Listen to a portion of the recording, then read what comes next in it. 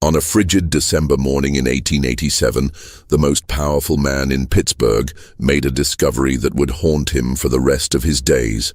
When steel magnate Cornelius Vandermark descended the marble staircase of his Fifth Avenue mansion, he found his wife's emerald evening gown laid out perfectly on the Persian rug of their grand foyer, still warm to the touch, as if she had just stepped out of it moments before.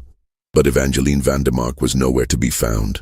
The front door remained locked from the inside, every window sealed against the bitter Pennsylvania winter, and not a single servant had seen or heard anything unusual during the night. What made this disappearance even more chilling was that Evangeline had been seen by 3 different household staff members going to bed just 4 hours earlier, wearing that very same gown. The Pittsburgh Police Department, pressured by Vandermark's political connections, officially closed the case after only 6 days, citing insufficient evidence of foul play.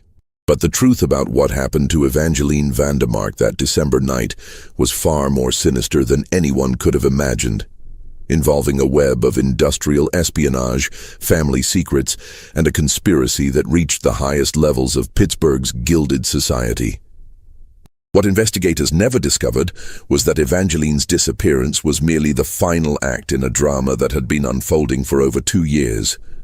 A deadly game of cat and mouse between a woman seeking justice for her murdered father and a husband whose empire was built on the bones of his enemies.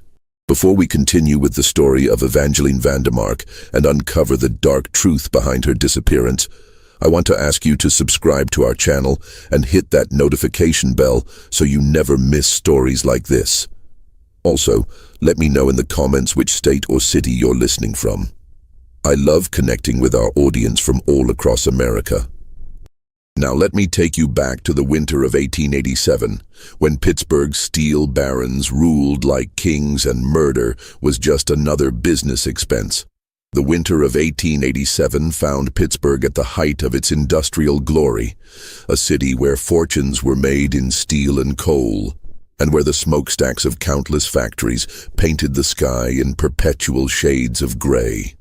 The air itself seemed to carry the weight of ambition and desperation, thick with coal smoke and the dreams of thousands of immigrants who had come to America seeking their fortune in the blazing furnaces of Pennsylvania's mills. It was a city of stark contradictions, where magnificent mansions stood just blocks away from squalid tenements, and where a man could rise from poverty to unimaginable wealth, or fall from grace into an unmarked grave in a matter of months. The Vandermark mansion stood as a testament to this new American aristocracy, a 4-story Gothic revival masterpiece that dominated an entire city block on Fifth Avenue, its towers and turrets casting long shadows over the Allegheny River below. The building itself was a monument to excess, featuring hand-carved stone gargoyles imported from French quarries, stained glass windows depicting scenes from industrial triumph, and a grand ballroom that could accommodate 300 of Pittsburgh's elite. The mansion's grounds sprawled across 4 acres of meticulously maintained gardens, greenhouse conservatories, and outbuildings that included a carriage house large enough for a dozen vehicles, servants' quarters that housed the estate's substantial staff, and the mysterious ice house that would later play such a crucial role in the dark events to come. Cornelius Vandermark had built his empire from nothing, starting as a common laborer in the steel mills before revolutionizing the production process with innovations that made him one of the wealthiest men in America.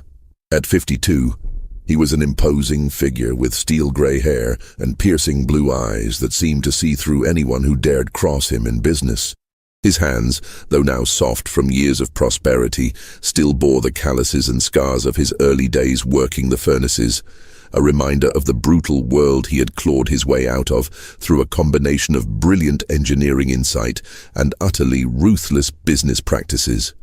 Those who knew him in his early days often remarked on the transformation from the idealistic young inventor who had genuinely believed his innovations could improve working conditions for all steel workers, to the cold industrial titan who would later orchestrate the deaths of anyone who threatened his empire. Cornelius's rise to power had not been achieved through innovation alone.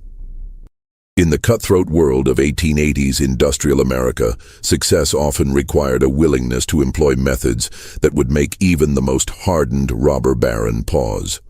Vandermark had learned early that competitors could be eliminated through means far more permanent than simple market competition. A strategic fire here, a boiler explosion there, the mysterious disappearance of a rival's key engineer. These were the tools of industrial warfare in an age where government oversight was minimal and law enforcement could be bought for the price of a politician's campaign fund. His marriage to Evangeline Hartwell in 1882 had been the social event of the decade. She, the daughter of a prominent Boston banking family, 20 years his junior, with auburn hair that caught the light like spun copper and a laugh that could fill an entire ballroom. At 25, Evangeline possessed the kind of refined beauty and sophisticated education that marked her as a member of New England's old money aristocracy. She spoke fluent French and German, played piano with near-professional skill, and had received the finest education available to women of her social class at Miss Porter's school in Connecticut. But beneath her polished exterior lay a sharp intelligence and moral compass that would ultimately put her on a collision course with her husband's criminal empire. The wedding had been a calculated move on Cornelius's part, designed to provide his industrial empire with the social legitimacy that only an alliance with Boston's banking elite could offer. The Hartwell family's connections opened doors throughout New England's financial community, allowing Vandermark to secure the massive loans necessary to expand his steel production and acquire smaller competitors.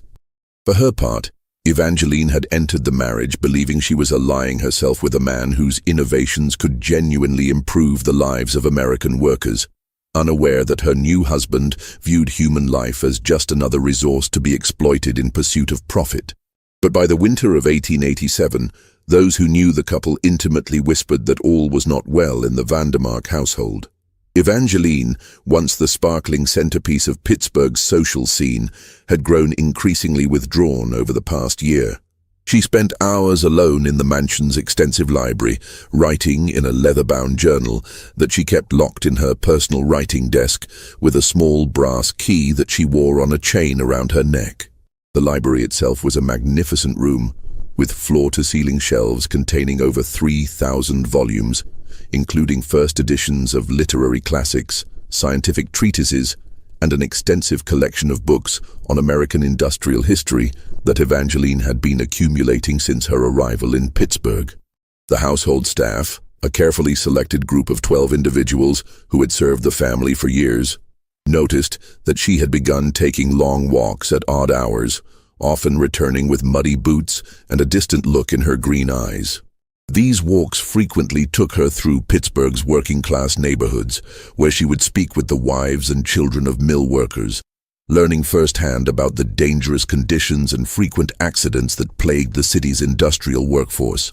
What the servants didn't know was that these conversations were part of Evangeline's growing investigation into the suspicious patterns of industrial accidents that seemed to follow in her husband's wake, wherever his business interests led him. The Vandermark estate employed some of Pittsburgh's most trusted servants, each chosen not only for their skills, but for their discretion and absolute loyalty to the family. Margaret Sullivan, the Irish head housekeeper, had overseen the mansion's daily operations for nearly a decade after emigrating from County Cork during the devastating potato famine of the 1870s. She was a woman of fierce intelligence and unshakable moral principles, qualities that had made her invaluable to the Vandermark household, but would also make her a crucial witness to the strange events surrounding Evangeline's disappearance. Thomas Brennan, the gruff Scottish groundskeeper, had arrived in America with his wife and 3 children in 1868, fleeing the economic devastation that followed the Highland clearances. His family had worked for wealthy Americans since their arrival, and Thomas took immense pride in maintaining the Vandermark estate's grounds to perfection. But his keen eye for detail and intimate knowledge of every inch of the property would reveal disturbing signs that someone had been using the estate for purposes far darker than anyone imagined. Charles Henley served as the mansion's butler, a position that required him to be present for all of the family's social functions and privy to many of their private conversations. Originally from Philadelphia, Henley had been trained in the finest traditions of English domestic service and prided himself on maintaining the highest standards of professional discretion. But even his carefully cultivated neutrality would be tested by the increasingly bizarre and frightening events that surrounded Evangeline's final months in the mansion. Dr. Franklin Westbrook had served as the Vandermark family physician for over 5 years, making regular visits to the mansion to attend to both Cornelius and Evangeline's health needs. A graduate of Harvard Medical School and a respected member of Pittsburgh's professional community, Dr. Westbrook had begun to notice troubling changes in Evangeline's behavior and physical condition during the months leading up to her disappearance. His private medical notes, which would later be discovered by investigators, revealed his growing concern about what he euphemistically described as marital difficulties that seemed to be taking an increasingly severe toll on his patient's mental and physical well-being. These were people who prided themselves on discretion and loyalty, making Evangeline's disappearance all the more puzzling to those who knew the rigid hierarchy and watchful eyes that governed every aspect of life in the mansion. The Vandermark household operated with the precision of a fine timepiece, with every servant knowing their exact duties and schedule down to the minute. This rigid order made it virtually impossible for anyone to enter or leave the mansion unnoticed, a fact that would make Evangeline's mysterious disappearance seem all the more supernatural to those who didn't understand the darker forces at work behind the scenes. The city of Pittsburgh itself seemed to hold its breath during that bitter winter of 1887, as if sensing that the forces of change and violence that had shaped its rapid growth were about to claim another victim. The recent Haymarket riot in Chicago had sent shockwaves through America's industrial centers, and Pittsburgh's own labor movements were growing increasingly organized and militant in their demands for safer working conditions and fair wages. Into this volatile atmosphere came whispers of a secret organization of industrialists who had banded together to maintain their power through any means necessary, including the systematic elimination of anyone who threatened their control over America's growing industrial empire. The events of December 12, 1887, began like any other winter evening in the Vandermark household, with the precise routine that had governed daily life in the mansion for over 5 years. Margaret Sullivan would later testify to police that she had served dinner to Mr. and Mrs. Vandermark in the formal dining room at precisely 7 o'clock, as was their custom. The dining room itself was a masterpiece of Victorian excess, featuring a massive mahogany table that could seat 24 guests, illuminated by a crystal chandelier imported from Bohemia, and surrounded by oil paintings depicting scenes of industrial triumph that Cornelius had commissioned from prominent American artists. The meal that evening consisted of roasted pheasant, winter vegetables from the estate's greenhouse, and a bottle of French wine from Cornelius's private cellar, a 1878 Chateau Margaux that had cost more than most Pittsburgh workers earned in a month. Margaret noted that Evangeline seemed unusually quiet during the meal, barely touching her food and responding to her husband's conversation with only brief nods and murmurs. But what struck the housekeeper as most unusual was the way Evangeline kept glancing toward the dining room windows, as if expecting to see someone approaching through the snow-covered grounds. She had the look of a woman who knew something terrible was coming. Margaret would later tell Detective Samuel Crawford, her thick Irish accent heavy with emotion, like she was trying to memorize every detail of the room, as if she knew it might be the last time she'd see it. Cornelius, for his part, appeared to be in unusually high spirits that evening, speaking animatedly about a new steel contract he had secured with the Pennsylvania Railroad and his plans for expanding operations into Ohio and West Virginia. But Charles Henley, serving the meal with his characteristic silent efficiency, noticed that despite his cheerful demeanor, Cornelius kept checking his pocket watch throughout dinner, behavior that suggested he was expecting some predetermined event to occur at a specific time. At 9:30, Margaret had helped Evangeline prepare for bed, assisting her into the emerald silk evening gown that she often wore when entertaining at home, though no guests were expected that evening. This detail would later puzzle investigators, as Evangeline typically wore simpler nightclothes when retiring, and the elaborate evening gown seemed entirely inappropriate for a quiet night at home. The gown itself was a stunning creation, imported from Paris at a cost of nearly $500, with intricate beadwork that caught the light from the gas lamps and created an almost ethereal effect as Evangeline moved. Margaret specifically remembered complimenting the gown's intricate beadwork, and Evangeline had smiled, the first genuine expression of happiness the housekeeper had seen from her mistress in weeks. But along with that smile came something else that would haunt Margaret for the rest of her life. Evangeline had embraced her, holding her tightly for several long seconds while whispering, "Thank you for your kindness, Margaret. You've been like a mother to me these past years." At the time, Margaret had been touched by the unexpected display of affection, but looking back, she realized it had felt very much like a goodbye. She looked almost relieved, Margaret would later tell the police. Like a great weight had been lifted from her shoulders, if you understand my meaning. But there was something else there too, a kind of terrible sadness, as if she knew she was about to lose everything she held dear. During the preparation for bed, Margaret also noticed that Evangeline was wearing a piece of jewelry she had never seen before, a small silver locket on a thin chain around her neck.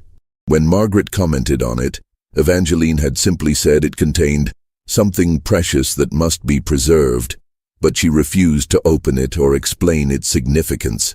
The locket was ornate in design, with intricate Celtic knotwork that suggested Irish craftsmanship, and it seemed strangely out of place among Evangeline's usual collection of expensive but understated jewelry.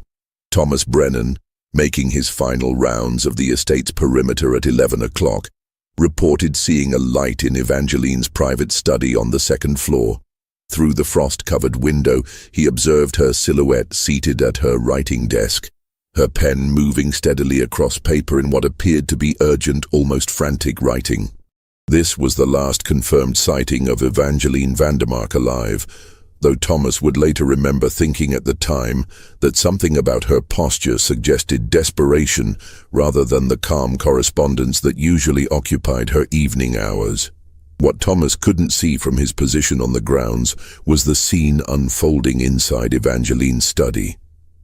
The room was her private sanctuary, decorated with mementos from her childhood in Boston and filled with the books and personal papers that represented her true intellectual interests. That night, Evangeline was engaged in what she knew would be her final act of documentation, writing a detailed account of everything she had discovered about her husband's criminal activities and the systematic murder campaign that had eliminated dozens of his competitors and potential threats. The study itself bore witness to months of careful investigation. Hidden behind seemingly innocent books were photographs, documents, and correspondence that revealed the true scope of the Pittsburgh Circle's activities. Maps of Pennsylvania and neighboring states were marked with red pins, indicating the locations of suspicious industrial accidents, each accompanied by detailed notes about the victims, the circumstances of their deaths, and the business advantages that had accrued to Circle members as a result. At 6 in the morning, when Margaret arrived to begin her daily duties, she discovered the front door locked from the inside, with the heavy iron bolt that could only be engaged from within the house securely in place. The mansion's 12 windows on the ground floor were all latched shut, their locks showing no signs of tampering.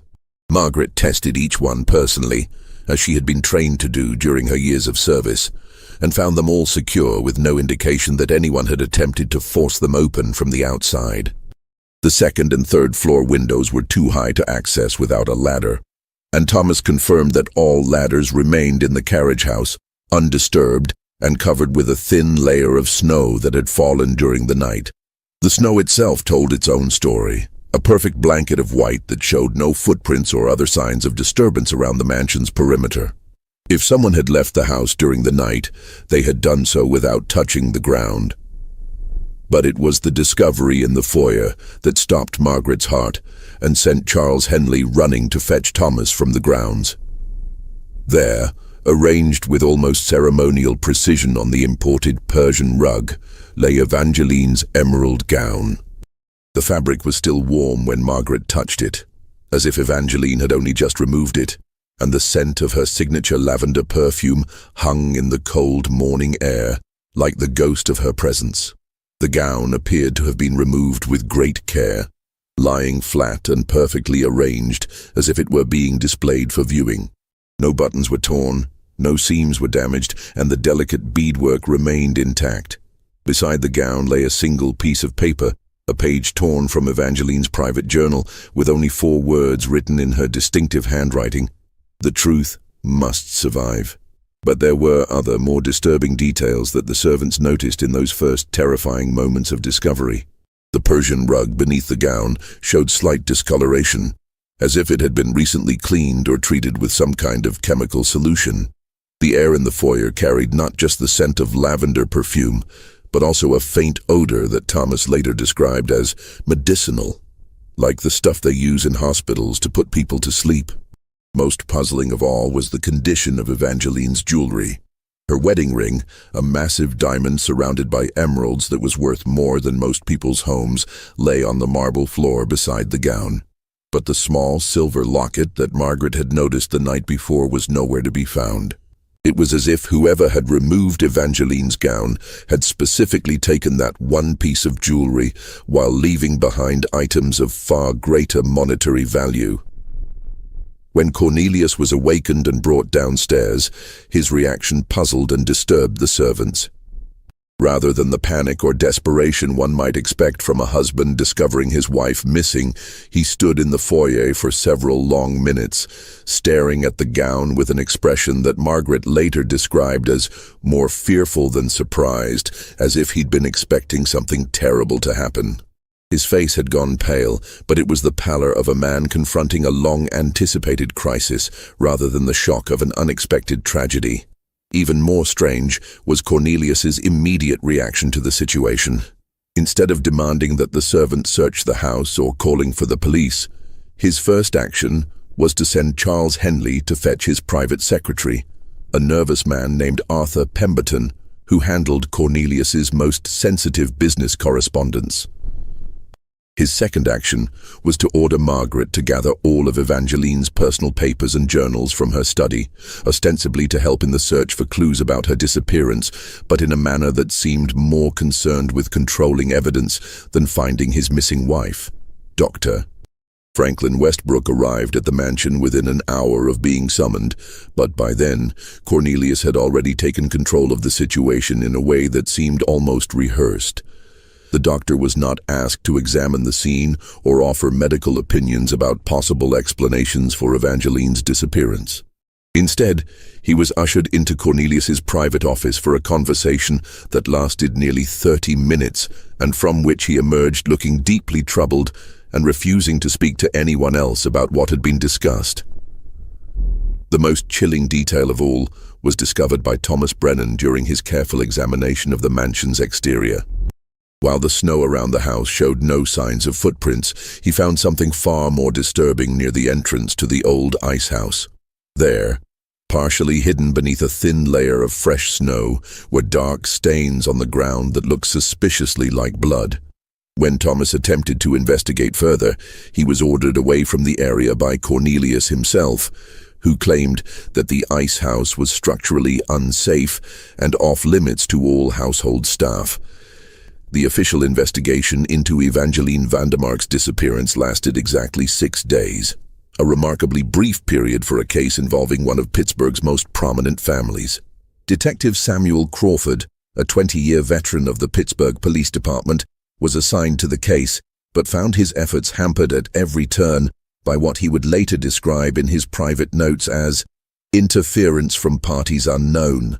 Crawford was an honest cop, in a city where honesty was often a luxury that law enforcement couldn't afford, and his dedication to uncovering the truth would ultimately cost him far more than his career.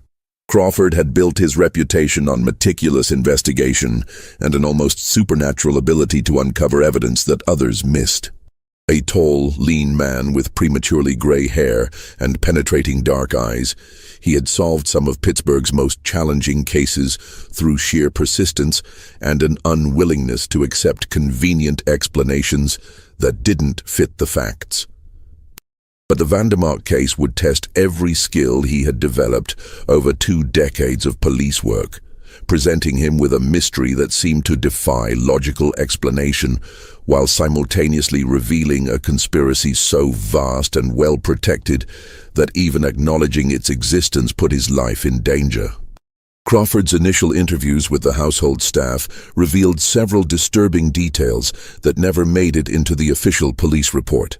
Margaret Sullivan confided that in the weeks leading up to her disappearance, Evangeline had been receiving mysterious visitors, well-dressed men who arrived after dark and departed before dawn, entering through the mansion's service entrance to avoid being seen by neighbors or the main household staff. These meetings always took place in Evangeline's private study, and Margaret noted that after each visit, her mistress appeared increasingly agitated and fearful. The housekeeper's description of these nocturnal visitors was troubling in its specificity. They were always impeccably dressed in expensive suits and overcoats, spoke with educated accents that suggested upper-class backgrounds, and carried themselves with the confidence of men accustomed to wielding power. But what Margaret found most unsettling was their eyes. Cold, calculating gazes that seemed to take in every detail of their surroundings as if assessing potential threats or escape routes. More troubling still was Thomas Brennan's observation that someone had been regularly visiting the estate's old ice house, a stone structure built into the hillside behind the mansion. The ice house hadn't been used for its original purpose in years, as the Vandermarks had installed one of the city's first electric refrigeration systems in 1885.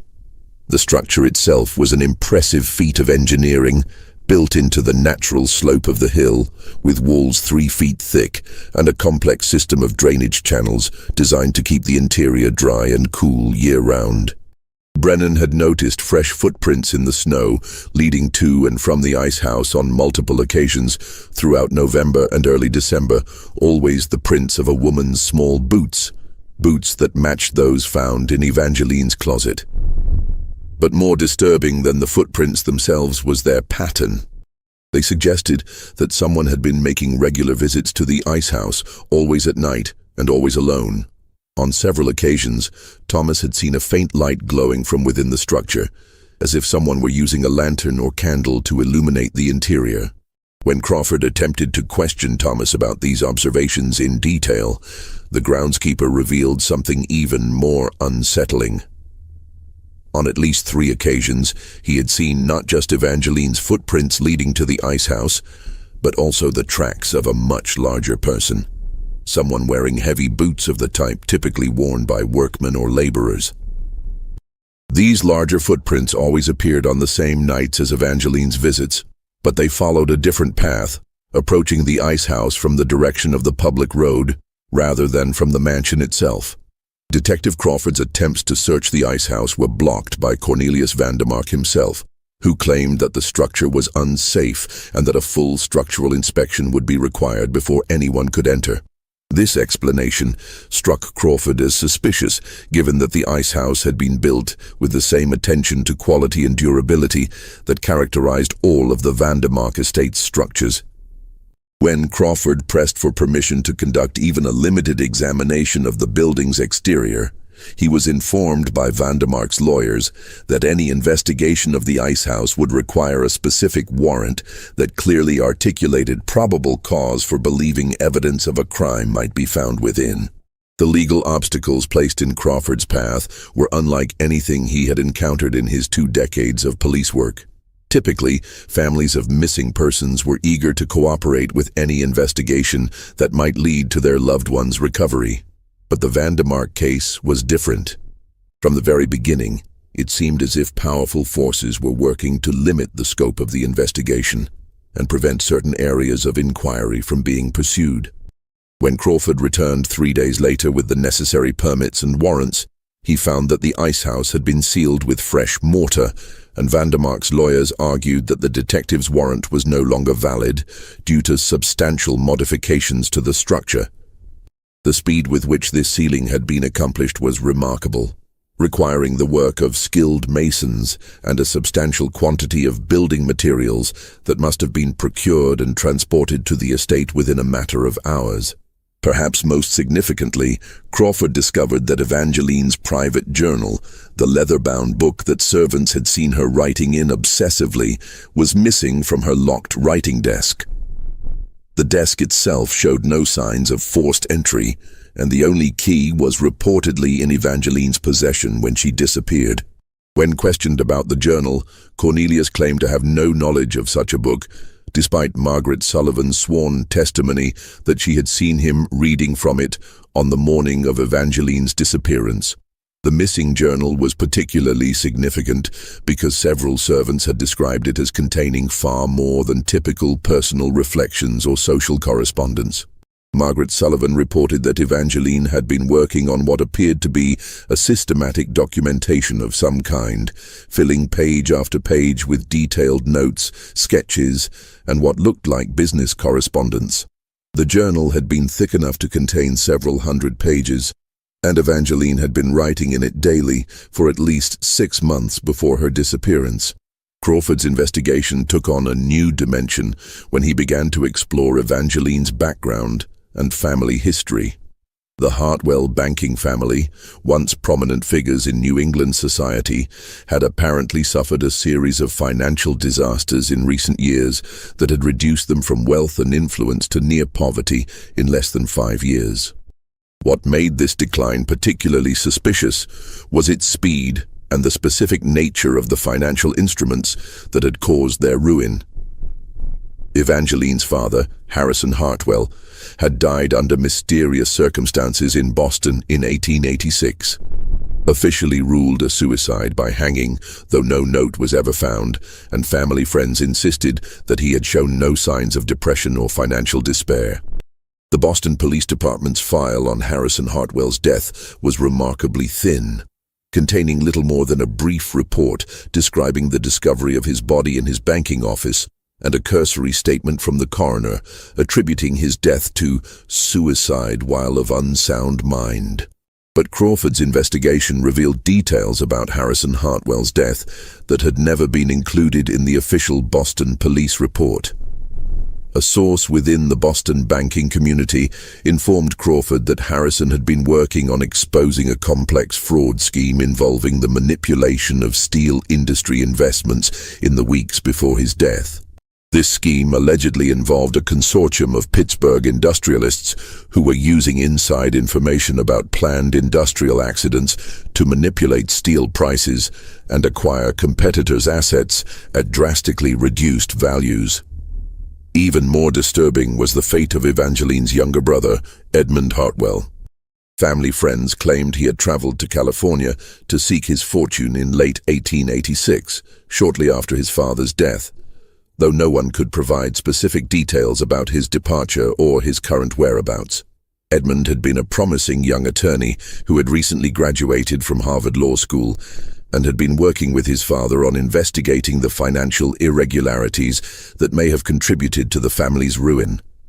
Crawford's attempts to trace Edmund Hartwell's movements after leaving Boston revealed a troubling pattern. Railroad records showed that a young man matching Edmund's description had purchased a ticket to Chicago in November 1886, but there was no record of him continuing on to California. Hotel registries in Chicago showed that someone using the name E. Harrison had stayed at several different establishments during the winter of 1886 to 1887, always paying in cash and never remaining in one place for more than a few days. The detectives' investigation into the Hartwell family's financial ruin revealed a complex web of manipulated investments, fraudulent loans, and coordinated attacks on their business interests that bore all the hallmarks of a systematic campaign of destruction.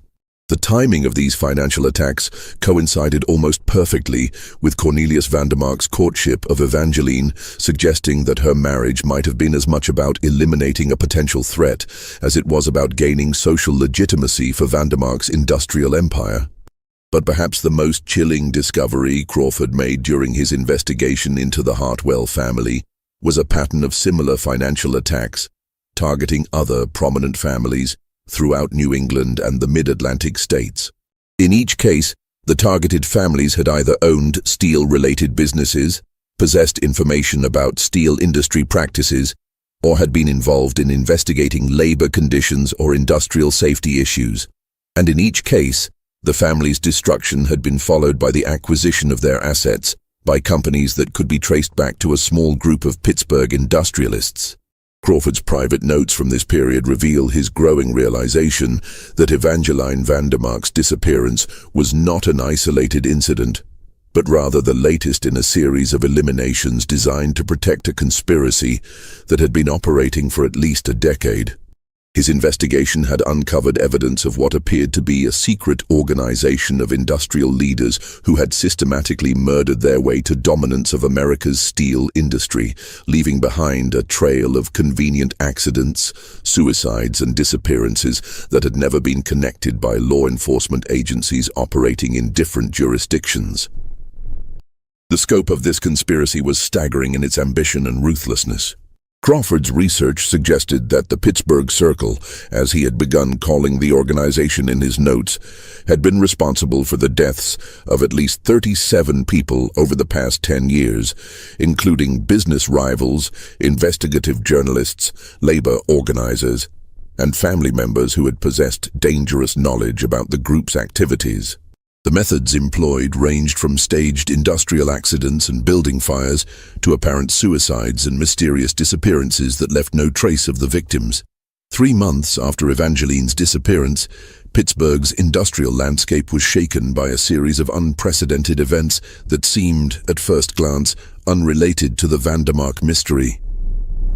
A massive explosion at the Consolidated Steel Works, a facility owned by Vandermark's primary competitor, industrialist Henry Rutherford, killed 17 workers and destroyed nearly half the factory.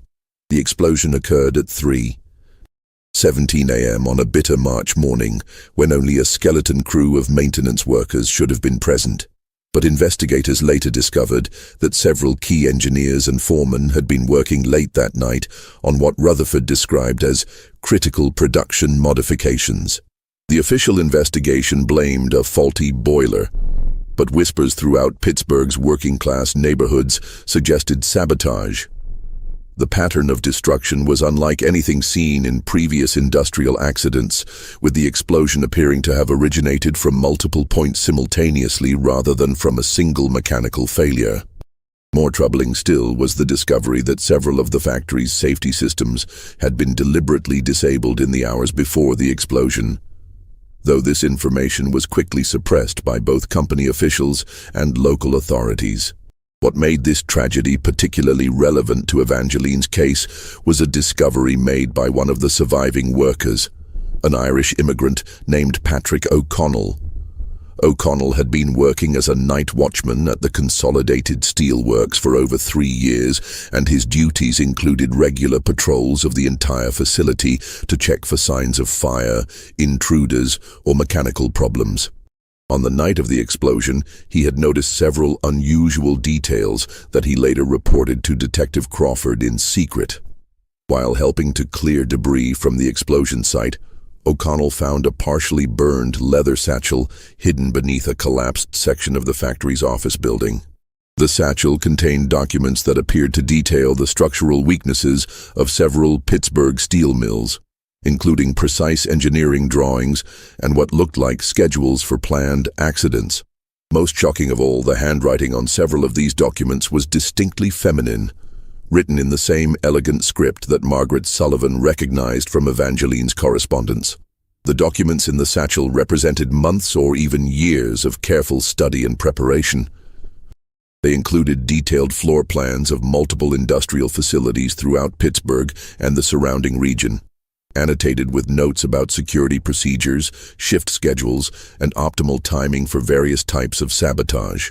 Some of the plans were accompanied by photographs that appeared to have been taken covertly from within the facilities, showing specific equipment and structural elements that would later be identified as the sources of accidental explosions or fires.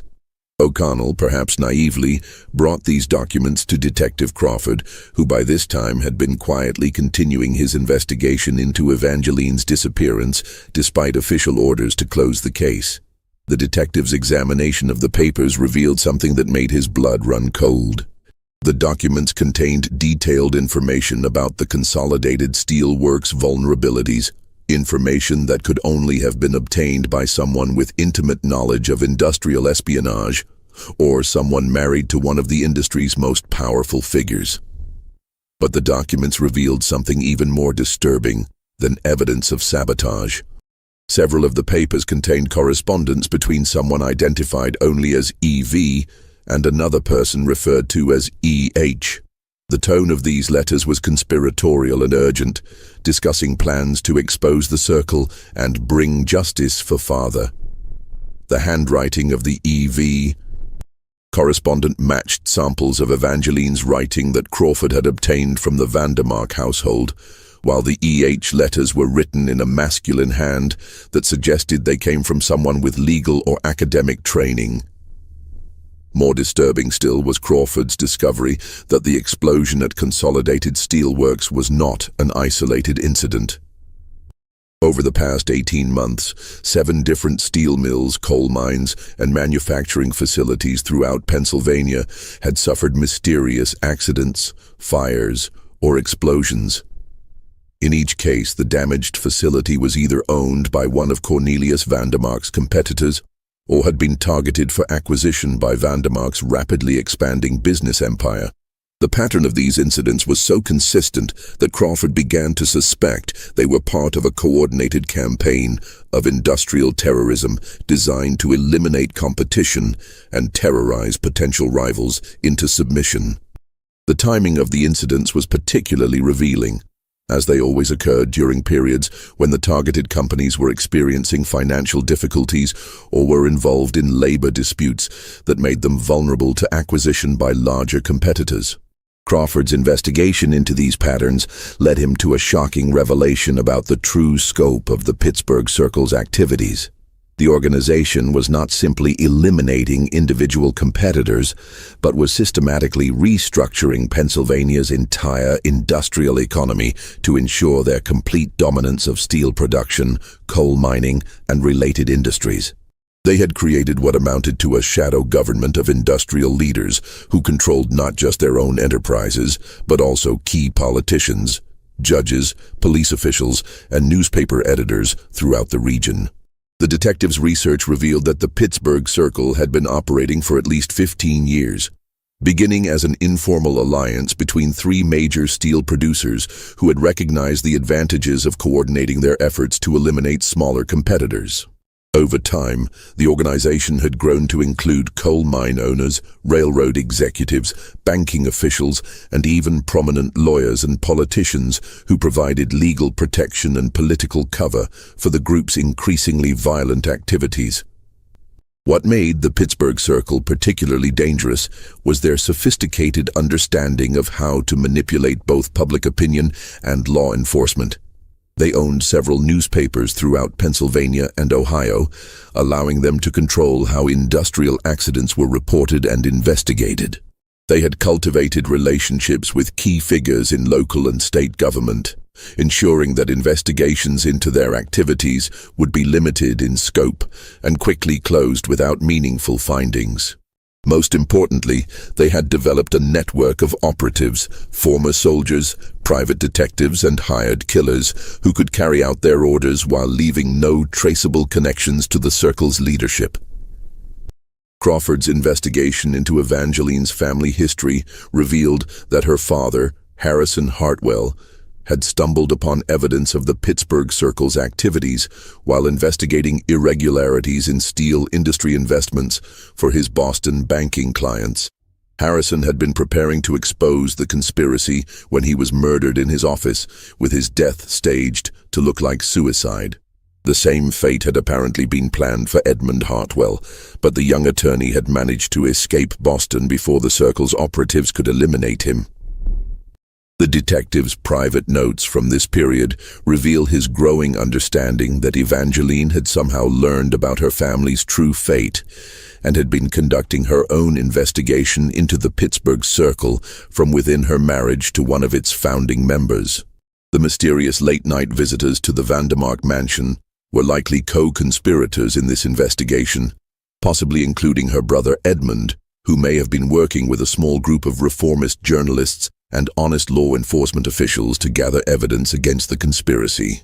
But Crawford's most chilling discovery came when he traced the ownership records of several properties that had been purchased by shell companies connected to Vandermark's business interests. One of these properties was a remote farmhouse in Westmoreland County, about 30 miles southeast of Pittsburgh. The property had been purchased in 1886, shortly after Evangeline's marriage to Cornelius began showing signs of strain, and had been maintained as a private retreat away from the scrutiny of Pittsburgh's social elite. When Crawford discreetly visited the property in late April 1888, he found signs of recent habitation that suggested someone had been living there intermittently over the past several months. The farmhouse was modest but comfortable, furnished with the kind of simple elegance that suggested it was intended as a refuge rather than a primary residence. But what struck the detective as most significant was the obvious care that had been taken to make the property defensible. Heavy shutters on all windows, reinforced doors, and what appeared to be hidden passages connecting different rooms of the house. In the house's small study, Crawford discovered what appeared to have been the operational center for an extensive investigation into the Pittsburgh Circle's activities. The walls were covered with maps of Pennsylvania showing the locations of industrial accidents, newspaper clippings detailing unexplained explosions and fires, and detailed family trees connecting Pittsburgh's industrial elite. Most damning of all was a large chart that Crawford later described as a spider's web of corruption, showing how Vandermark's empire had grown through the systematic destruction of his competitors. The study also contained an extensive collection of photographs, documents, and correspondence that provided overwhelming evidence of the Pittsburgh Circle's criminal activities. There were detailed financial records showing how the organization had manipulated steel prices through coordinated production shutdowns and artificial scarcity.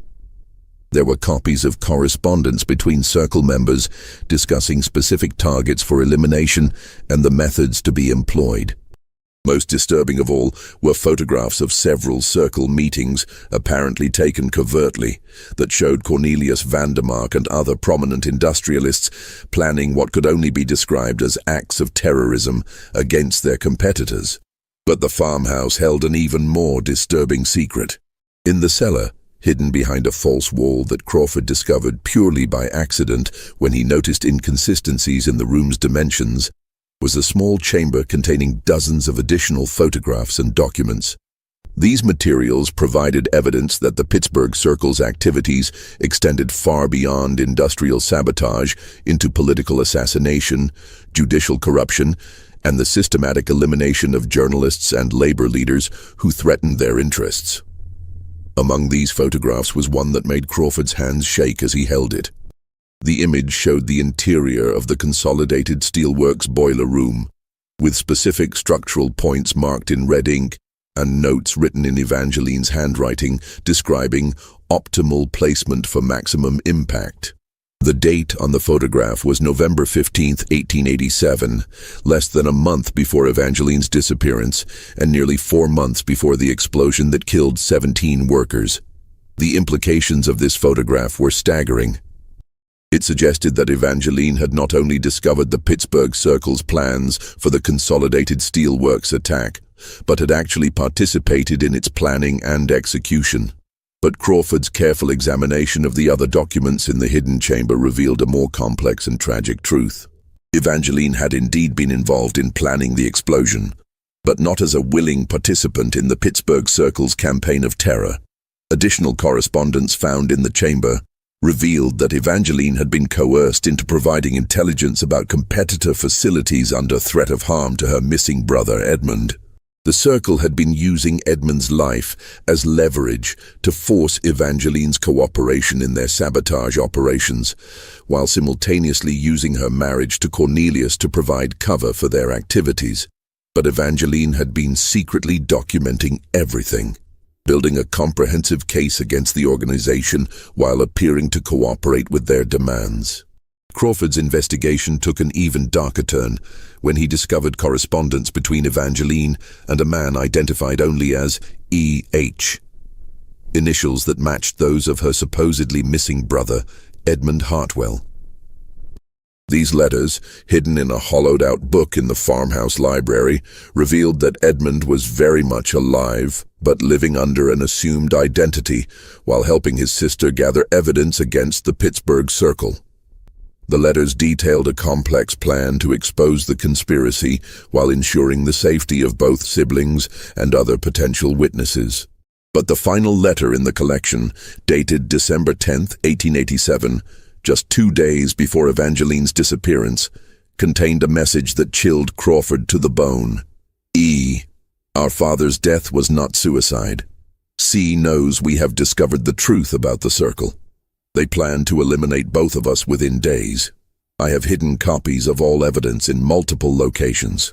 If something happens to me, remember our childhood hiding place. The truth waits there. Do not trust anyone in Pittsburgh. The corruption reaches into the highest levels of government. Trust only the contact in Chicago whose name I gave you. Time is running out. V. The letter was accompanied by a detailed map of the Vandermark estate, with specific locations marked for what appeared to be hidden caches of evidence. Most significant was a marking at the old ice house, indicating that additional documentation was concealed somewhere within that structure. Crawford realized that Evangeline's regular visits to the ice house had not been meetings with co-conspirators, but rather trips to hide evidence that would eventually expose the Pittsburgh Circle's crimes. As Crawford pieced together the full scope of Evangeline's investigation, he began to understand the true courage and determination that had driven her final months. She had discovered that her marriage was part of a conspiracy that had murdered her father and destroyed her family. But instead of fleeing or seeking protection, she had chosen to use her position as Cornelius's wife to gather evidence that could bring down the entire organization. She had been playing an incredibly dangerous game, appearing to cooperate with the Circle's demands while secretly documenting their crimes and planning their ultimate exposure. But Crawford's investigation was about to take an even more dangerous turn. As he prepared to retrieve the evidence hidden in the Vandermark estate's ice house, he began to notice signs that his own activities were being monitored. Strange men appeared outside his boarding house at odd hours. His mail seemed to have been opened and resealed. Witnesses who had previously been willing to speak with him suddenly became evasive or claimed to have no memory of their earlier conversations. Just when Crawford thought he had begun to understand the scope of the conspiracy, his investigation was abruptly terminated. On a rainy April morning in 1888, Detective Samuel Crawford was found dead in an alley behind Pittsburgh Central Police Station, officially ruled a heart attack brought on by excessive drinking. But Crawford's wife later testified that her husband rarely drank and had been in excellent health.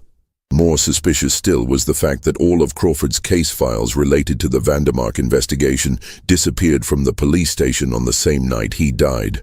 The detective's death marked the end of any official investigation into Evangeline Vandermark's disappearance, but it also represented something far more sinister. Proof that the Pittsburgh Circle was willing to murder law enforcement officials to protect their secrets. Crawford's death sent a clear message to other honest cops and potential investigators that some cases were too dangerous to pursue, no matter how compelling the evidence might be.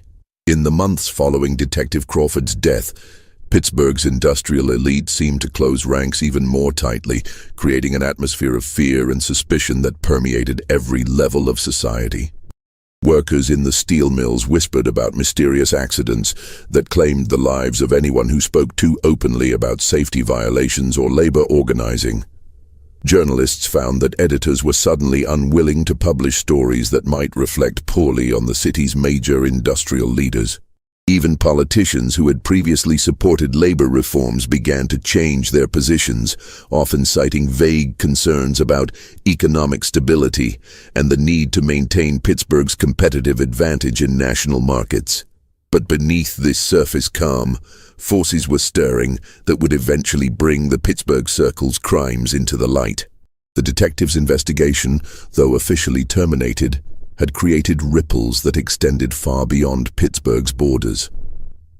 Crawford had corresponded with law enforcement officials in other cities, sharing information about industrial accidents and mysterious disappearances that seemed to follow similar patterns. These contacts had begun their own quiet investigations, carefully avoiding the mistakes that had cost Crawford his life. In Boston, Police Captain William O'Brien had become intrigued by Crawford's inquiries about the Hartwell family's destruction and Harrison Hartwell's alleged suicide. O'Brien was a 25-year veteran of the Boston Police Department who had always been troubled by the cursory nature of the investigation into Harrison's death. The banker had been found hanging in his office with no suicide note and no apparent motive for taking his own life. Yet the case had been closed within days, despite numerous inconsistencies in the physical evidence. O'Brien's review of the original case files revealed several details that had been overlooked or deliberately ignored by the original investigators. Harrison Hartwell's office had shown signs of a struggle, with furniture overturned and papers scattered across the floor. Yet this had been dismissed as the result of the suicide victim's final moments of desperation. More troubling was the testimony of a night watchman who claimed to have seen 3 well-dressed men leaving the building around the time Harrison's body was discovered, but whose statement had never been included in the official police report. The Boston police captain's investigation led him to attempt contact with Edmund Hartwell, who had supposedly traveled to California, but whose actual whereabouts remained unknown. O'Brien's inquiries through Western law enforcement agencies produced no trace of anyone matching Edmund's description arriving in California during the relevant time period. But they did reveal something even more intriguing. Reports of a young attorney using various aliases who had been asking questions about industrial corruption and financial manipulation in several major cities throughout the Midwest. Meanwhile, in Chicago, investigative journalist Michael Flanagan had become interested in Crawford's research into the patterns of industrial accidents throughout Pennsylvania. Flanagan worked for the Chicago Tribune and had built a reputation for exposing corporate corruption and political graft that extended throughout the Midwest's rapidly growing industrial centers. His own investigation into steel industry practices had revealed disturbing patterns that seemed to confirm Crawford's suspicions about coordinated sabotage and market manipulation. Flanagan's research had uncovered evidence of similar conspiracies operating in other industrial centers throughout the country. In Cleveland, a group of steel and shipping magnates appeared to be using methods remarkably similar to those employed by the Pittsburgh Circle. In Detroit, the emerging automobile industry showed signs of manipulation by a coalition of industrialists who seemed to coordinate their activities through secret meetings and coded correspondence. The pattern suggested that the Pittsburgh Circle was not an isolated phenomenon, but rather part of a larger network of criminal organizations that were systematically taking control of America's industrial economy. But Flanagan's most significant discovery came when he managed to make contact with the mysterious E.H., who had been corresponding with Evangeline Vandermark. Through a complex series of intermediaries and coded messages, Flanagan arranged a clandestine meeting with Edmund Hartwell, who was indeed alive and living under an assumed identity in Chicago. What Edmund revealed during that meeting would fundamentally change Flanagan's understanding of the scope and danger of the conspiracy they were attempting to expose. Edmund had been living in constant fear for his life since fleeing Boston after his father's murder. He had changed his identity multiple times, never staying in one place for more than a few weeks, and had been forced to abandon any hope of practicing law or maintaining normal social relationships. But throughout his exile, he had continued the investigation that had cost his father his life. gathering evidence about the Pittsburgh Circle and similar organizations operating throughout the country. What Edmund had discovered was far more terrifying than even Crawford had suspected. The Pittsburgh Circle was indeed part of a larger network, but the scope of this network extended into the highest levels of American business and government. Members of the conspiracy included not just industrial leaders, but also bankers, railroad executives, newspaper publishers, judges, senators, and even cabinet members in the federal government. They had created what amounted to a shadow government that controlled key aspects of American economic policy and used systematic violence to eliminate anyone who threatened their power. Edmund's evidence included detailed documentation of how this conspiracy had manipulated the Panic of 1873, engineering a financial crisis that allowed them to acquire distressed assets at a fraction of their true value. They had orchestrated labor strikes and industrial violence to justify the use of federal troops against workers' organizations. They had even influenced foreign policy decisions, pushing for tariffs and trade agreements that benefited their industrial empires at the expense of American consumers and workers. But perhaps most shocking of all was Edmund's revelation about his sister's fate. Evangeline had not simply disappeared on December 12, 1887. She had been murdered by Cornelius Vandermark himself, with the assistance of other Circle members, after she threatened to expose their crimes to federal authorities. But before her death, she had managed to hide comprehensive evidence of the conspiracy in multiple locations, creating what Edmund described as an insurance policy that would ensure their crimes would eventually be exposed, even if both siblings were eliminated. The evidence that Evangeline had gathered included not just documentation of specific crimes, but also detailed information about the conspiracy's organizational structure, financial operations, and future plans.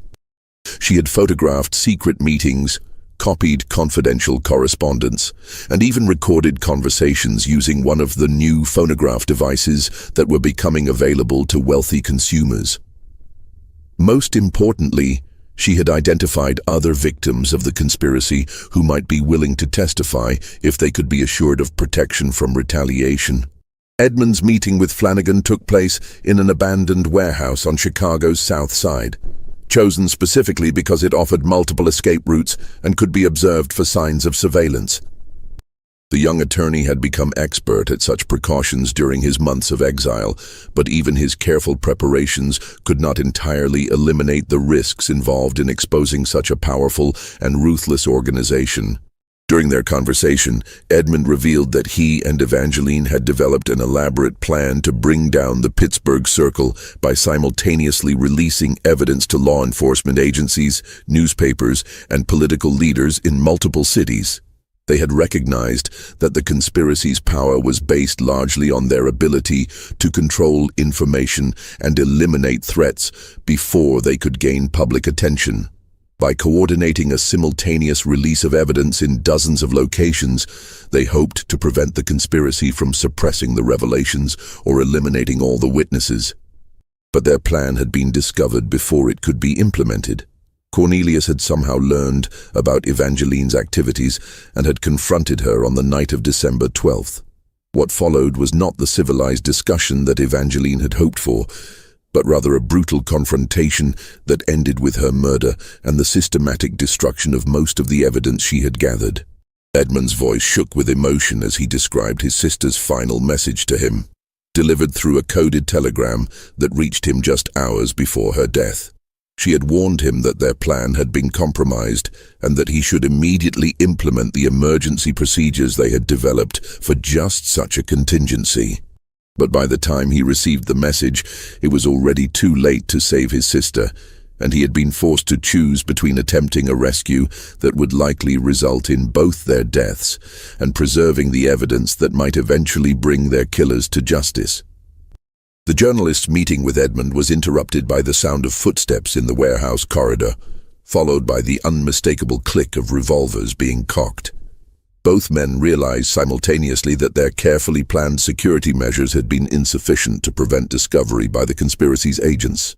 As they prepared for what seemed likely to be their final moments, Edmund pressed a small leather portfolio into Flanagan's hands, whispering urgently that it contained the locations of Evangeline's hidden evidence caches and the names of other witnesses who might be willing to testify. Just when we thought we'd seen it all, the horror in Pittsburgh intensifies. If this story is giving you chills, share this video with a friend who loves dark mysteries, hit that like button to support our content, and don't forget to subscribe to never miss stories like this. Let's discover together what happens next in this deadly game of cat and mouse between truth and power. What followed was a desperate chase through the darkened streets of Chicago, with Edmund and Flanagan barely escaping their pursuers through a combination of luck, local knowledge, and the help of sympathetic workers who had their own reasons for opposing the industrial conspiracy. But even as they escaped immediate capture, both men knew that their lives had been forever changed by this encounter. They were now marked men, hunted by an organization with virtually unlimited resources and a demonstrated willingness to kill anyone who threatened their power. The implications of their narrow escape were clear. The Pittsburgh Circle's reach extended far beyond Pennsylvania's borders, and their network of agents and informants was sophisticated enough to track and locate their enemies, even in distant cities. Edmund realized that his months of careful hiding had provided only temporary safety, and that his sister's death had marked the beginning of a new phase in the conspiracy's efforts to eliminate all traces of their crimes. Flanagan, for his part, understood that he now possessed information that could either expose one of the most powerful criminal organizations in American history or cost him his life if he handled it incorrectly. The leather portfolio that Edmund had given him contained not just evidence of past crimes, but also detailed plans for future operations that could affect the lives of thousands of workers and the economic stability of entire regions. The confrontation that would seal Evangeline Vandermark's fate began at exactly 11:47 p.m. on December 12, 1887, when Cornelius entered her study without knocking, a breach of the courteous distance they had maintained for months. Evangeline looked up from her writing to find her husband standing in the doorway, his face a mask of cold fury that she had never seen before. Behind him stood two other men she recognized from social gatherings, fellow members of what she now knew was called the Pittsburgh Circle. "Did you really think I wouldn't discover your little investigation?" Cornelius asked, his voice carrying a quiet menace that was far more terrifying than shouting would have been. In his hand, he held copies of the photographs she had taken, the documents she had stolen, and most damning of all, the correspondence with her brother Edmund. "You've been very clever, my dear wife, but not clever enough." What followed was a final desperate gambit as Evangeline realized that her months of careful planning had been discovered. She had prepared for this moment, knowing that her evidence was safely hidden and that Edmund would continue their work, even if she didn't survive. But knowing and facing the reality were two different things entirely. The truth about Evangeline Vandermark's fate would remain hidden for over 3 decades, sealed behind brick and mortar in the darkness of her own home. It would take an unexpected discovery in 1921 to finally bring the dark secrets of Pittsburgh's industrial elite back into the light.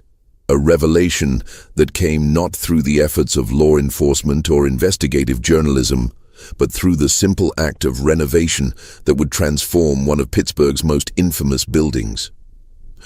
The years between 1888 and 1921 passed like a heavy silence over Pittsburgh's industrial district. The Pittsburgh Circle continued their operations with even greater secrecy, their power consolidated by the elimination of their most dangerous threats. Cornelius Vandermark grew wealthier and more influential, eventually serving on the boards of major banks and railroad companies throughout the Northeast. To all outward appearances, he was the picture of industrial success, a self-made man who had built an empire through innovation and determination. But those closest to him noticed changes. Servants whispered that he had grown cold and paranoid, installing new locks and security measures throughout the mansion.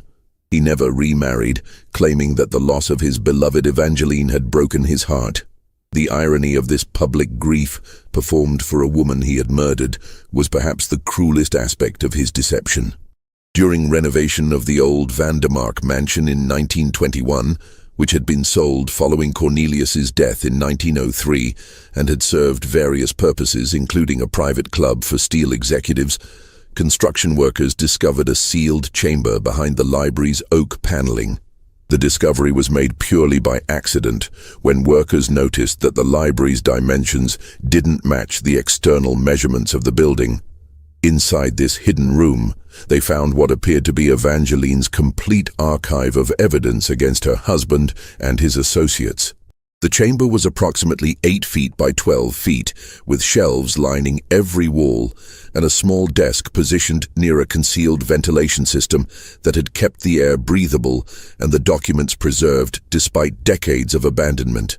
The room had been designed as both a secure storage facility and a potential refuge, with a hidden entrance that could be accessed through a rotating section of the library's bookshelf. The chamber contained over 200 documents, photographs, and personal correspondence that painted a horrifying picture of systematic murder disguised as industrial accidents.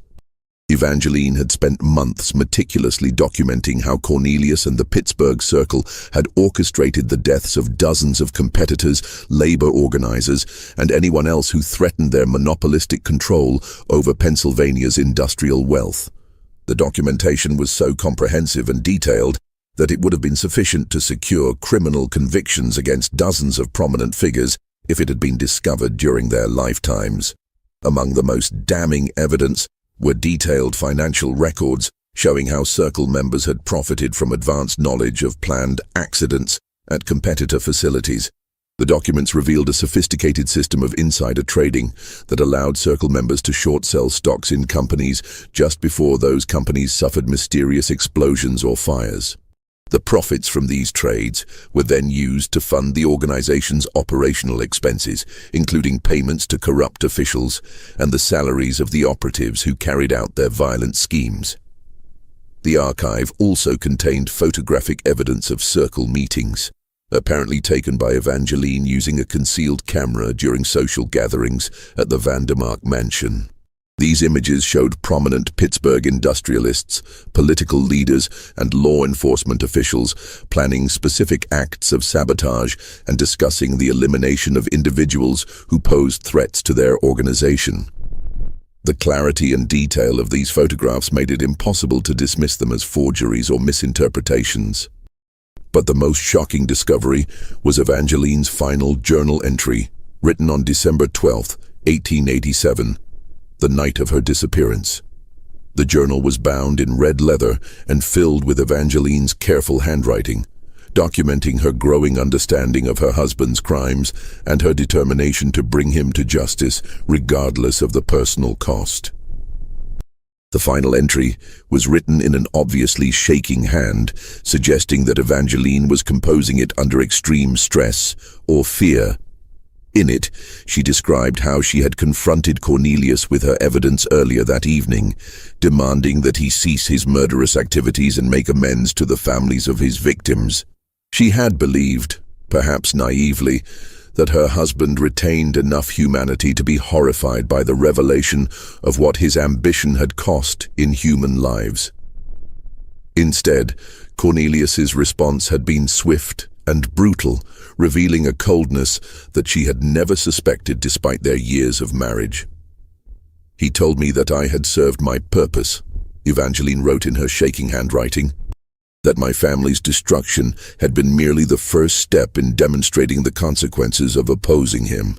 He said that my marriage had been nothing more than a business transaction, a way to gain legitimacy in Boston's financial circles while destroying potential rivals. But now," he said, "I had become a liability that could no longer be tolerated." The journal revealed that Cornelius had given Evangeline a choice that was no choice at all: disappear quietly and live in exile under a new identity, accepting the deaths of her father and the destruction of her family as the price of her own survival, or face the same fate as the dozens of other victims of the Pittsburgh Circle. But Evangeline had prepared for this moment throughout the months of her investigation, and her response demonstrated both her courage and her determination to ensure that justice would eventually be served. Working with her brother Edmund, who had indeed been secretly living in Chicago under an assumed identity, she had developed an elaborate plan to fake her own death while ensuring that evidence of the conspiracy would eventually be discovered. The plan involved using the mansion's hidden passages to stage her disappearance, while actually remaining concealed within the building long enough to complete her documentation of the conspiracy's crimes. The emerald gown left in the foyer had been a deliberate misdirection, intended to suggest supernatural circumstances while actually concealing a very human plan for survival and eventual justice. On the night of December 12th, Evangeline had used a system of hidden passages within the mansion, passages that she had discovered during her investigation and that Cornelius had used to secretly meet with his co-conspirators. These passages, accessible through hidden panels in the mansion's walls, connected to maintenance tunnels that had been built during the mansion's construction to allow servants to move through the building without being seen by the family or their guests. But Evangeline's plan had a fatal flaw that she could not have anticipated. She had underestimated not just the ruthlessness of her husband and his associates, but also their detailed knowledge of the mansion's hidden architecture. The secret passages that she had believed would provide her escape route had actually been designed and built under Cornelius's direct supervision, and he was intimately familiar with every concealed entrance and exit in the building. Her journal's final entry revealed that just as she was preparing to escape through the hidden passages, she heard footsteps in the corridor outside her study, footsteps that belonged not to servants or household staff, but to several men whose voices she recognized as members of the Pittsburgh Circle. Realizing that Cornelius had discovered her plan and summoned his associates to deal with the threat she represented, she made a desperate decision to hide her evidence in the sealed chamber behind the library before attempting to flee. The journal entry broke off abruptly in the middle of a sentence, but the physical evidence found in the chamber told the rest of the story. Evangeline had managed to seal herself inside the hidden room with her archive of evidence, apparently hoping that she could wait out the immediate danger and escape later when the mansion was less heavily guarded.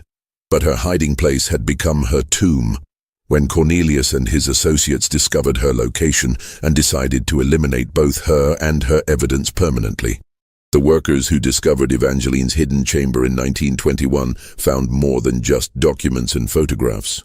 In the far corner of the room, concealed beneath a pile of moth-eaten curtains and partially collapsed wooden shelving, they discovered human remains, the skeletal remains of a woman, still wearing fragments of an emerald silk gown and jewelry that matched descriptions of Evangeline's personal effects. A locket found with the remains contained a photograph of Harrison Hartwell and an inscription that read, "To my beloved daughter Evangeline, may you always fight for justice, no matter the cost. Father." 1882. The discovery of this locket confirmed that the remains were indeed those of Evangeline Vandermark and provided heartbreaking evidence of the connection between her investigation and her determination to avenge her father's murder. The medical examiner's report, though limited by the condition of the remains and the passage of time, suggested that the woman had died from a blow to the head, consistent with murder rather than natural causes or accident. The positioning of the skull and the presence of what appeared to be defensive wounds on the arm bones suggested that Evangeline had fought desperately for her life before succumbing to her injuries. But perhaps more significant than the cause of death was evidence suggesting that Evangeline had been walled up alive in the chamber, trapped as it was sealed from the outside by her murderers. Scratches on the walls indicated that she had tried to claw her way out, and fragments of broken pottery suggested she had attempted to dig through the brick and mortar that sealed her tomb. The horror of her final hours was almost beyond imagination. Trapped in darkness, slowly dying while surrounded by the evidence that she had hoped would bring her killers to justice. Most heartbreaking of all was a final message that Evangeline had managed to scratch into the wooden floor of the chamber using what appeared to be a piece of her jewelry. The message was brief but clear. "Edmund, The circle continues. Stop them. Justice for father. E.V. Deck, 1887. The discovery of this message provided final proof that Evangeline had maintained her determination to expose the conspiracy even in her final moments, using her last breath to ensure that her brother would continue the fight for justice that had cost her everything. The discovery of Evangeline's remains and her archive of evidence prompted a renewed investigation into the activities of the Pittsburgh Circle, leading to the exposure of a conspiracy that had controlled Pennsylvania's industrial development for over 4 decades. The investigation was led not by local law enforcement, which remained compromised by political corruption, but by federal agents working under the direction of Attorney General Harry Daugherty, who recognized that the scope of the conspiracy required federal intervention. The documents found in Evangeline's hidden chamber implicated dozens of prominent families in systematic murder, fraud, and industrial espionage. The evidence was so comprehensive and damning that it could not be suppressed or dismissed, despite the enormous political and economic influence wielded by the conspiracy's surviving members. Several of these families were still powerful figures in American business and politics as late as the 1920s, and their exposure created a scandal that reverberated throughout the highest levels of American society. The federal investigation revealed that the Pittsburgh Circle had been responsible for the deaths of at least 93 people over a period of 30 years, including business rivals, labor organizers, investigative journalists, honest politicians, law enforcement officials, and family members who had possessed dangerous knowledge about the group's activities. The methods employed ranged from staged industrial accidents and building fires to apparent suicides, mysterious illnesses, and outright assassinations that were made to look like robberies or random violence. The conspiracy's influence had extended far beyond Pennsylvania's borders, with similar organizations operating in most major industrial centers throughout the United States. The federal investigation uncovered evidence of coordination between these groups, suggesting that they had formed a nationwide network of criminal organizations that had systematically corrupted American industrial development for decades. The scope of their influence was staggering, affecting everything from labor relations and industrial safety standards to foreign trade policy and federal legislation.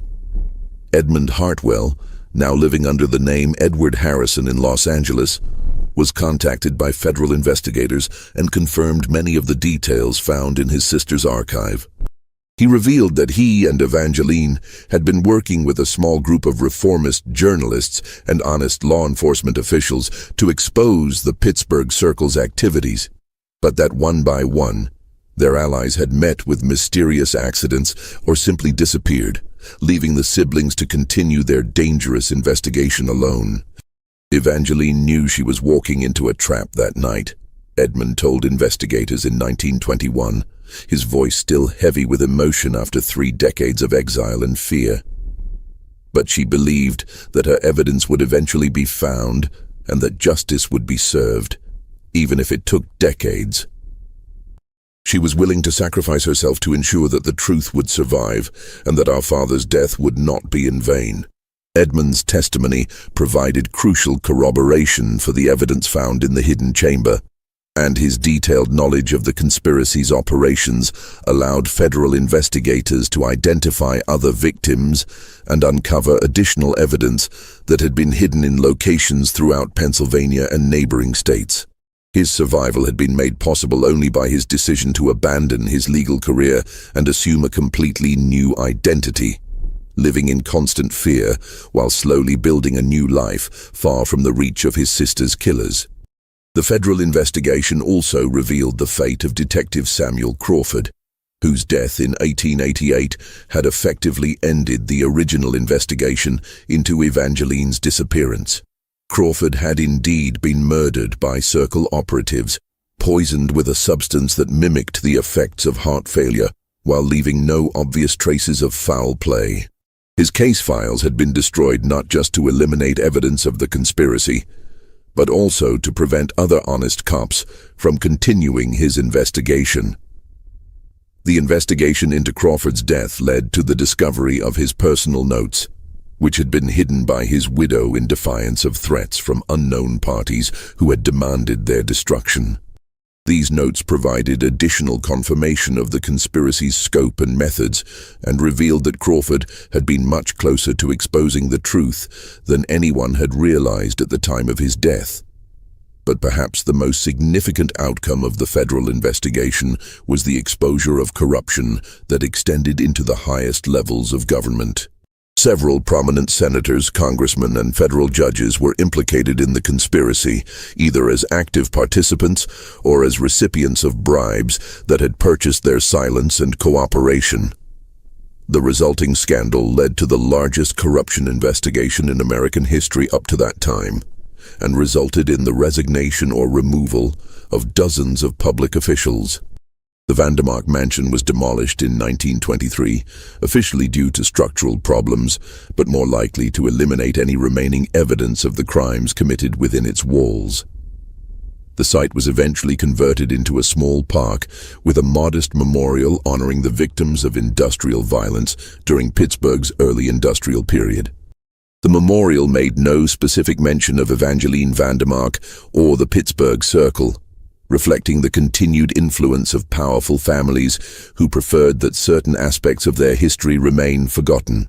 Cornelius Vandermark's business empire was quietly dismantled following the federal investigation, with assets distributed among various shell companies and trusts that obscured their connection to the original conspiracy. Many of the families connected to the Pittsburgh Circle continued to wield enormous influence in American industry throughout the 20th century, their dark origins carefully hidden behind layers of legitimate business ventures and philanthropic activities that helped rehabilitate their public images. The steel industry itself underwent significant reforms following the exposure of the Pittsburgh Circle's activities. New federal safety regulations were implemented. Labor unions gained legal protections that had been denied for decades, and oversight mechanisms were established to prevent the kind of systematic violence and corruption that had characterized the industry's early development. These changes came too late to help the hundreds of workers who had died in the conspiracy's engineered accidents, but they helped ensure that such systematic violence would be much more difficult to conceal in the future. The exposure of the Pittsburgh Circle also led to important changes in law enforcement and journalism. Federal agencies gained new powers to investigate interstate criminal conspiracies, and newspapers developed more sophisticated methods for protecting sources and investigating corporate corruption. The case became a touchstone for investigative journalists throughout the 20th century, demonstrating both the importance of persistent investigation and the extreme dangers faced by those who attempted to expose powerful criminal organizations. But Evangeline's sacrifice was not entirely in vain. The partial exposure of the Pittsburgh Circle's activities led to increased oversight of industrial safety and labor practices throughout Pennsylvania and neighboring states. Labor organizations, armed with evidence of systematic violence against workers, were able to push through important safety regulations and worker protection laws that saved countless lives in the decades that followed. The conspiracy's methods of manipulation and violence became much more difficult to employ as public awareness grew and oversight mechanisms were strengthened. The evidence that Evangeline had risked everything to preserve also inspired a new generation of reformers and investigative journalists who continued the fight for industrial justice throughout the early 20th century. Her determination to document the truth, even at the cost of her own life, became a powerful symbol of the individual courage required to confront institutional corruption and violence. The story of Evangeline Vandermark also highlighted the particular vulnerabilities faced by women who attempted to challenge powerful male-dominated institutions during the late 19th century. Her ability to gather evidence about the Pittsburgh Circle was largely dependent on her access to her husband's business affairs, access that could be revoked at any moment, and that placed her in constant danger of discovery and retaliation. Her courage in using that privileged position to expose crimes, rather than simply enjoying the benefits of wealth and status, demonstrated a moral commitment that transcended the conventional expectations of her social class and gender. This mystery shows us how power and greed can corrupt even the most intimate relationships, transforming marriage from a partnership based on love and trust into a weapon for manipulation and control.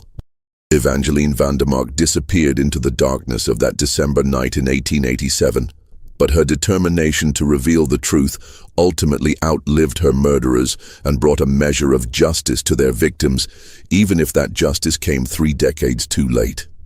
The case also demonstrates how individual acts of courage can have consequences that extend far beyond their immediate context. Evangeline's investigation, conducted in secret and at enormous personal risk, provided the foundation for reforms that affected the lives of thousands of workers and helped establish precedents for federal oversight of corporate crime that continue to influence American law enforcement today. Perhaps most importantly, Evangeline's story serves as a reminder that the pursuit of justice often requires ordinary people to make extraordinary sacrifices in the face of overwhelming power and institutionalized corruption. Her willingness to risk everything to expose the truth about her husband's crimes, even knowing that discovery would likely cost her life, represents the kind of moral courage that has driven progress throughout American history. The mystery of Evangeline Vandermark's disappearance was ultimately solved not through brilliant detective work or advanced forensic science, but through the simple passage of time and the inevitable decay of the physical structures that had concealed the truth. Her voice, silenced by violence in 1887, finally spoke again in 1921, ensuring that her sacrifice would not be forgotten and that the victims of the Pittsburgh Circle would receive the justice that had been denied them for over 3 decades. What do you think of this story? Do you believe everything was revealed, or do you think there are still secrets hidden in the shadows of America's industrial past? Could similar conspiracies exist today, using modern technology and global reach to eliminate threats and manipulate markets? Leave your comment below and share your thoughts about the Pittsburgh Circle and whether such organized corporate violence could still be operating in our contemporary world.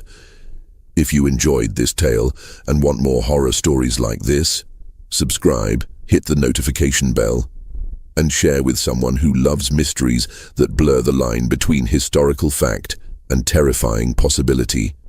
See you in the next video.